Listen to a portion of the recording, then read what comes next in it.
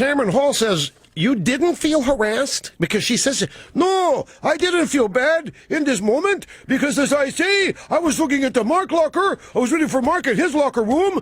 These guys are just joking, and that's it.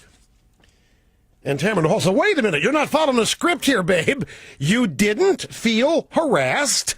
No, I didn't feel harassed, and then go and wait for Mark, and then a colleague of mine, a female reporter, come with me and say, I'm so sorry, it's so disgusting that these things happen, it mustn't happen, and she's very upset. I try to calm her and say, let's pretend nothing happened, I'm focusing my job. So it was another female reporter who said that she was disgusted by the way the players were talking to you. Yes, because she is hearing what they are talking about. She's closer for the players, and I was only in the locker, so she is the main witness of everything. All right. Now, I mentioned earlier here that I saw this woman on TV, and my first reaction, I'm sorry here, an order of fries short of a Happy Meal. Now, you see what happens. So this woman walks in there, she knows full well what's going to happen. I mean, women know this. She knew it. She knew what was going to happen. So it happened. And then another female reporter said, Inez, why, you ought to be offended at what just happened. Why, Inez, did you hear what just said? Inez, you need to do something about this, Inez. My question is, what did that reporter look like? So that other reporter lit the fire, so to speak, under Inez Sains, similar to the fire she had already lit in a locker room.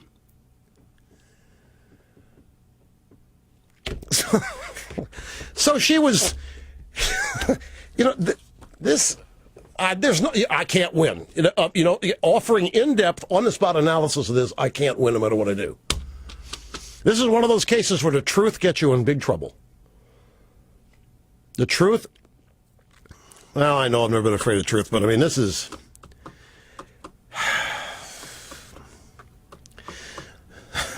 Break it down for you, babe? Break it down for you, yo? You want to break it down, yo? Okay, break it down for you. I'll break it down for you.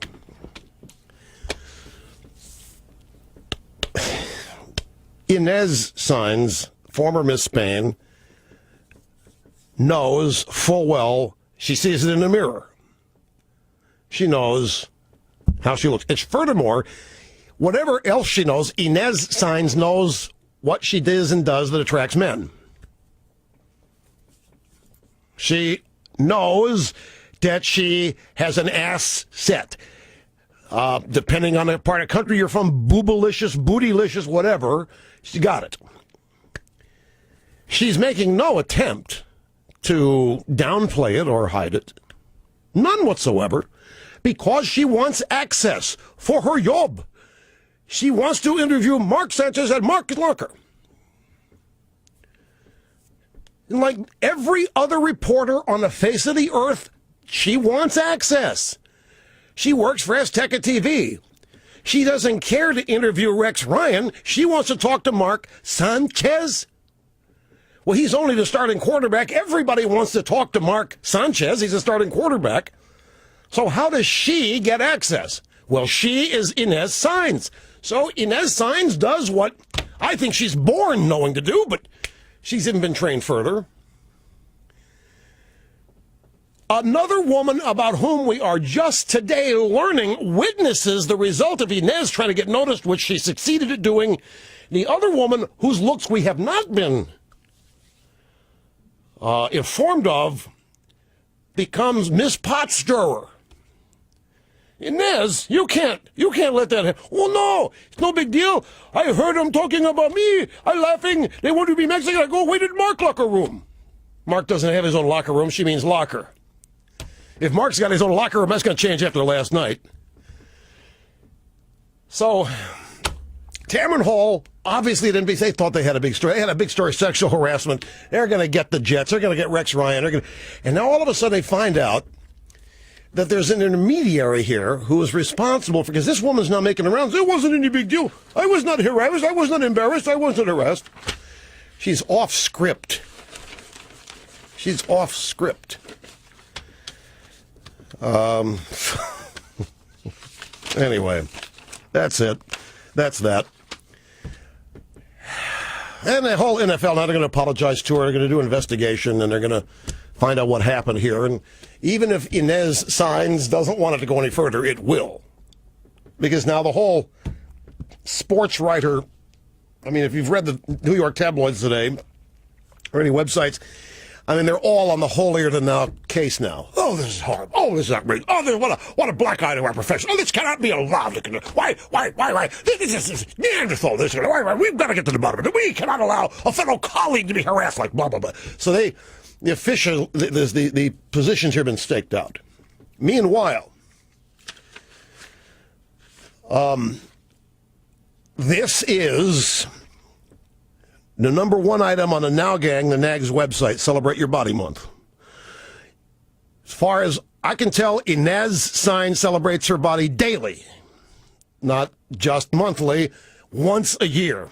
So she's simply doing what the feminazis were suggesting that they do at the NAG page, celebrating her body. As was the team. The team was celebrating her body. Those members of the team that were involved in this, to whatever, we still haven't heard if Mark Sanchez ever showed up in his locker room for the interview. It was the whole reason she's in there in the first place.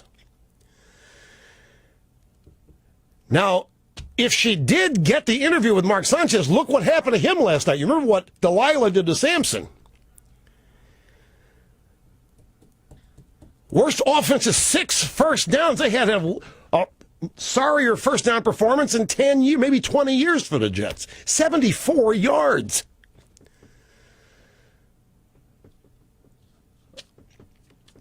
The other reporter, probably a community organizer.